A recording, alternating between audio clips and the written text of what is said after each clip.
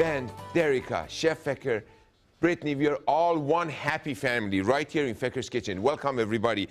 Today, we're going to talk risotto. We have a canvas and a sponge of flavor called risotto, which means a little rice. That's what it is. Then we have all these various components that we can use to flavor that beautiful canvas and paint on it. The painting we're going to do today is going to be with the help of mushrooms. I call this an exotic mushroom risotto, which is a staple of my new Il Mito on the east side. And the reason we call it exotic, because they are different flavors of different mushrooms. We have a shiitake. By the way, you're showing right now a cremini, which is a baby portobello mushroom. Then we have a portobello that is meatier. Then we have a white mushroom that is nice and mild. Then we have porcini that comes from northern Italy and loves cold and warm weather. Then we have shiitake mushroom that is a Japanese staple. We're going to mix all of these together. Let's do something first. Let's bring all the mushrooms together and create a ragu of mushrooms. Set that aside. Use that same pan to cook our risotto, shall we? We're going to drizzle a little bit of extra virgin olive oil here. And I remove it from the heat. A little bit of onion. We're going to keep half of the onion for later for the risotto. We're going to put a little bit of garlic. The same thing is going to go in the risotto a little bit later.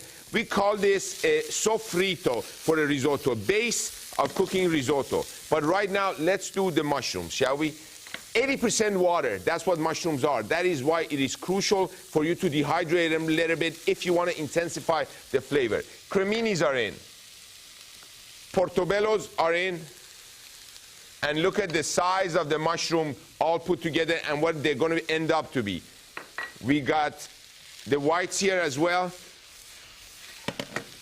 Increased temperature. We're going to add the shiitakes. A little bit of fresh thyme, everybody. Some of them is left for the risotto a little bit. A little bit of Italian parsley. And what you're going to see is going to happen now is we're going to cook these mushrooms together. As we're cooking it, the water is evaporating, flavor is intensifying. Before we allow that to happen completely, we're going to introduce a little bit more liquid. What is this white wine? This step is called trifolate, 3 layers of flavor. Mushrooms, onion or garlic combined, and white wine. By the way, please do not think about doing this every time you want to make risotto. Make your mushroom ragu, put them in the freezer-safe containers and freeze them. You're ready for some risotto, pull it out. You want to do a scallopini with mushroom, pull it out. So this is all contingent upon you thinking about preparation.